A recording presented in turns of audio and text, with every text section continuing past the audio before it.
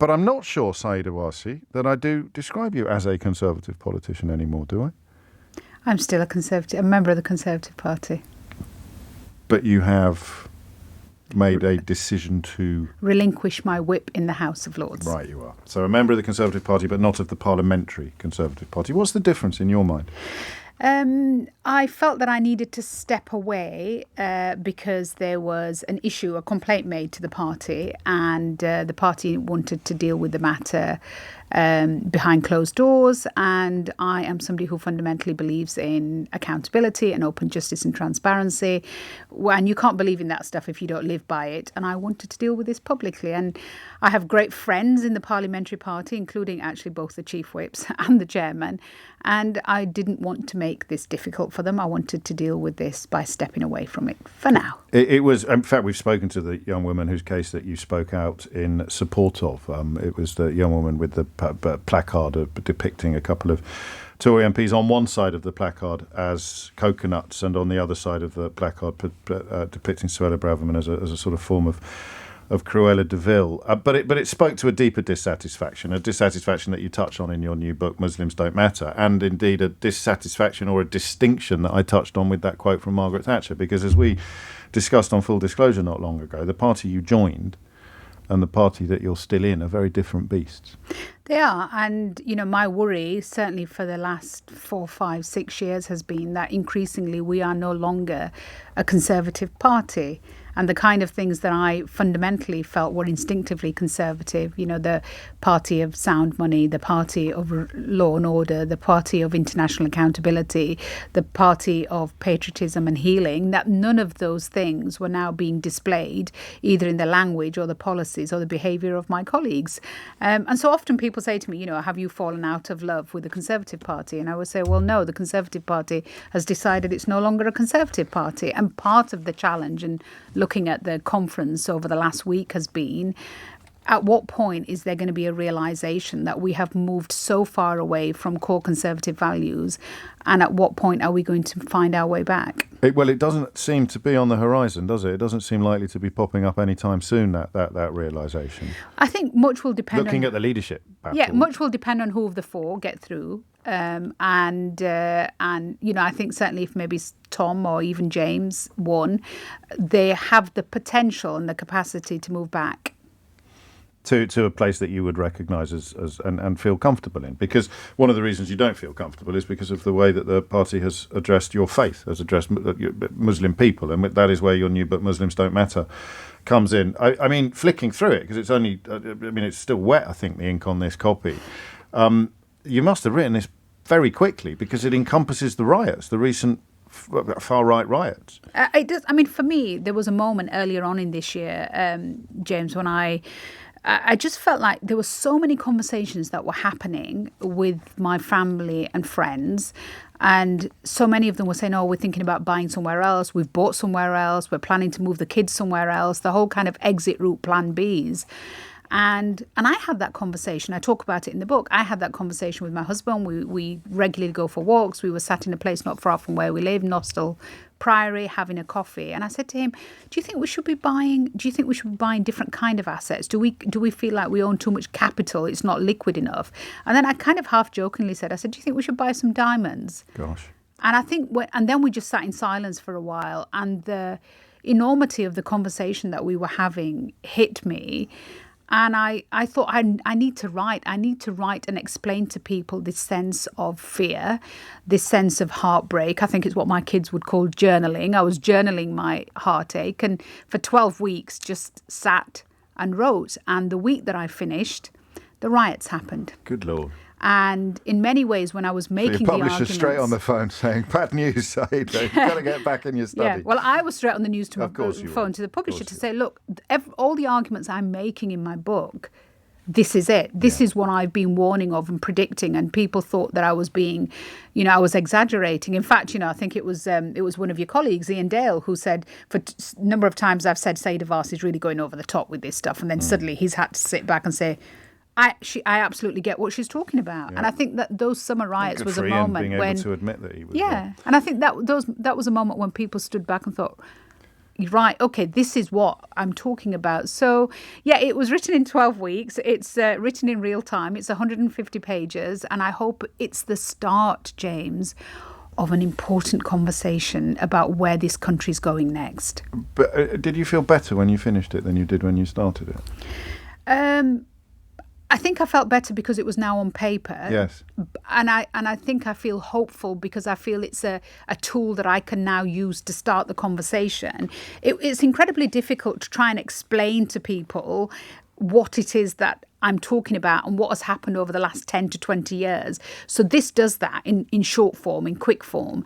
And I'm hoping that, once people, and already this is happening, there's events across the country that have been arranged where I'm saying to people, read the book and then come in and let's have the conversation. Ask me the toughest questions you want to ask. Nothing is off the table. As long as it's done in a way that's civilized and civilizing, and as long as it's done in a way with the intention of learning and making things better, let's start this conversation. And how can people find out more about that? Where do they go? So I think my publishers are mainly dealing with the events, but I will be putting them up on my socials as well. We'll look out for that. What you're describing really is a depiction over 2 decades of Muslim people as an enemy within, as something to be feared, as something to be hated, and as the book reminds us, as something to be attacked. 3 grandfathers killed on the streets of England in 3 separate incidents by 3 different men, each targeted simply for being Muslim. There are still arguments even about whether the word Islamophobia should be in public discourse and what it might mean. But we know what you're talking about. You're talking about deliberate attempts to, for example, take terrible things done by someone who happens to identify as Muslim and pretend that is what all Muslims would like to do, or that is what all Muslims are doing, to inflate stereotype and caricature in a way that other communities have become familiar with over the centuries, whether we're talking about Jewish people or Irish people or black people. And it's deliberate, yes, James. Of course it's deliberate. It's stigmatising, it's demonising. This is why I said, look, it's easy to blame the angry young men on our streets who we saw committing violence and throwing things and bricks and burning things. But they were just the tip of the iceberg. What led to that? Where was all the poisoning? And it's the powerful people in positions of authority that feed this. They make the policies, they use the political rhetoric, they put the newspaper articles out, they're on the front pages, and it's that demonising and distortion and disinformation over a period of time that eventually leads to this kind of violence. So, people talk about, Islamophobia is all about shutting down debate. I'm saying to them, bring on the debate. I want to have this debate. I want to talk. Why is it that here we are in 2024, 70 years on from when my family came here, I'm still trying to argue for my rightful place in my own country? It's 10 years on since you last resigned, on that occasion from David Cameron's government, over his conduct or support for events in the Middle East. So plus ça change. Everything I said in that resignation letter, James, tragically came true. When I said that we have a policy, we have a great policy on the Middle East, actually, 2 states, 67 borders, East Jerusalem, capital of both countries, dismantling of settlements, return of refuge. We have a great policy. We do nothing to implement it. And everything that we're seeing across the world now, the wars in so many countries, the violence, the attacks, the killing, they are all the symptoms.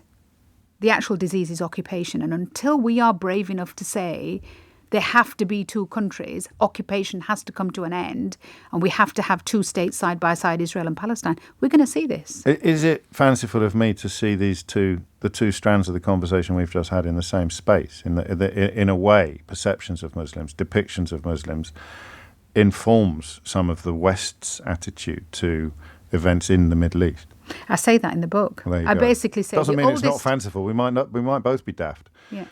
Well, the oldest Christian community in the lands where Christianity was born, Bethlehem, is been somehow wiped out. And when, for example, the former Home Secretary Suella Braverman talked about the pro-Palestinian marchers, she didn't talk about Christians. She talked about Islamists and extremists. She labelled them as Muslims. And the reason she did that is because the quickest way to dehumanise a group of people is to make them Muslim. So even when they are not Muslim on those marches, even if they are Christians, even if they are the oldest Christian community in the land, the minute they are perceived to be Muslim, they don't matter. And their lives don't matter. And she knew exactly to whom she was appealing when she did that. Let me ask you about another prominent Conservative who said recently, I think that cultures where women are told that they should not work, I would knock on doors and you would see somebody at the door who says, I can't speak to you, I will get my husband. This was in a conversation about cultures not being valid and wanting a country in which some people would not be welcome.